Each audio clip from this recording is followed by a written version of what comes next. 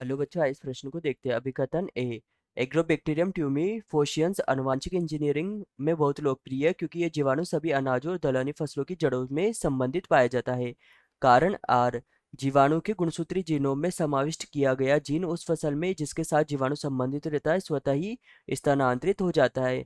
तो यहाँ पर हमें कारण व अभिकथन दिए गए जिनको बताना है कि इनमें कौन कौन सत्य है, वह जो कारण है वह अभिकथन की सही से व्याख्या कर रहा है या नहीं।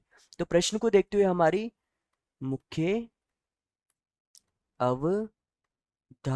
मुख्य अवधारणा होगी कि आनुवांशिक आनुवांशिक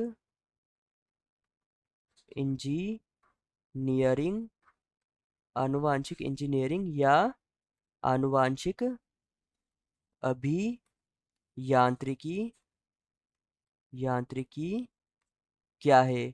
तो जो आनुवांशिक अभियांत्रिकी यह क्या होती है, तो जो आनुवांशिक अभियांत्रिकी होती है, इस आनुवांशिक अभियांत्रिकी में जो वांछित जीन होता है, वांछित जीन होता है, इस वांछित जीन को आनुवांशिक अभियांत्रिकी की सहायता से किसी अन्य जीव में प्रविष्ट करवा दिया जाता है। वह वांछित वांछित लक्षणों वाला लक्षणों वाला जो जीव होता है वह प्राप्त किया जाता है, जीव प्राप्त किया जाता है। यहाँ पर हमें प्रश्न में दिया गया था एग्रोबैक्टीरियम ट्यूमीफोशियंस। तो यह जो जीवाणु होता है यह एक प्रकार का जीवाणु होता है, तथा अगर हम इस जीवाणु के आकार की बात करें तो इसका आकार छड़ के समान इसका आकार होता है। तथा जो ये जीवाणु होता है यह जीवाणु स्वतंत्र स्वतंत्र रूप से पाया जाता है, तथा इस जीवाणु के द्वारा केवल जो द्विबीजपत्री पादप होते हैं, केवल जो द्विबीजपत्री पादप होते हैं, द्विबीजपत्री पादप होते हैं, उन पादपों की अगर जड़ों में कभी घाव हो जाता है तो उन घाव के माध्यम से यह संक्रमण करते हैं। वह वहां पर ट्यूमर ट्यूमर का यह निर्माण करते हैं। तो यहाँ पर हमसे जो हमारा अभिकथन ये था, इसमें था कि एग्रोबैक्टीरियम ट्यूमीफोशियंस आनुवांशिक इंजीनियरिंग में बहुत लोकप्रिय है क्योंकि यह जीवाणु सभी अनाजों और दलहनी फसलों की जड़ों से संबंधित पाया जाता है। तो यह जो जीवाणु होता है यह जड़ों से संबंधित नहीं पाया जाता है, यह स्वतंत्र रूप से ही पाया जाता है। यह घाव होने पर ही उनमें ट्यूमर का निर्माण करता है। तो यह हो जाएगा असत्य।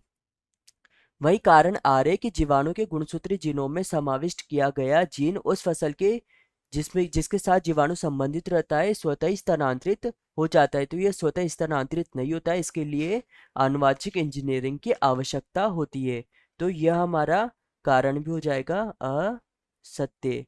तो यहाँ पर जो हमारा अभिकथन व जो कारण है यह दोनों ही असत्य है।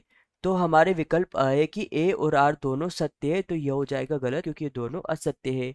वह ए और आर दोनों सत्य है, तो यह पुनः गलत हो जाएगा। स ए सत्य है, तो यहाँ पर ए भी सत्य नहीं है।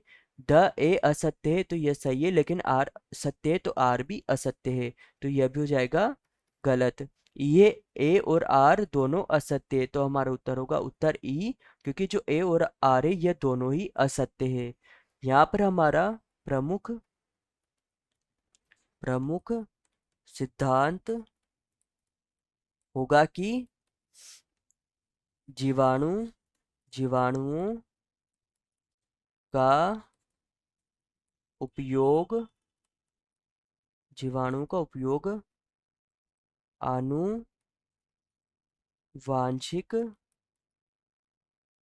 इंजी इंजीनियरिंग आनुवांशिक इंजीनियरिंग में आनुवांशिक आनुवांशिक रूपांतरित रूपांतरित पादप बनाने बनाने में अधिक किया जाता है, किया जाता है। तो आशा है कि आप इसे अच्छी तरह समझ गए होंगे। धन्यवाद।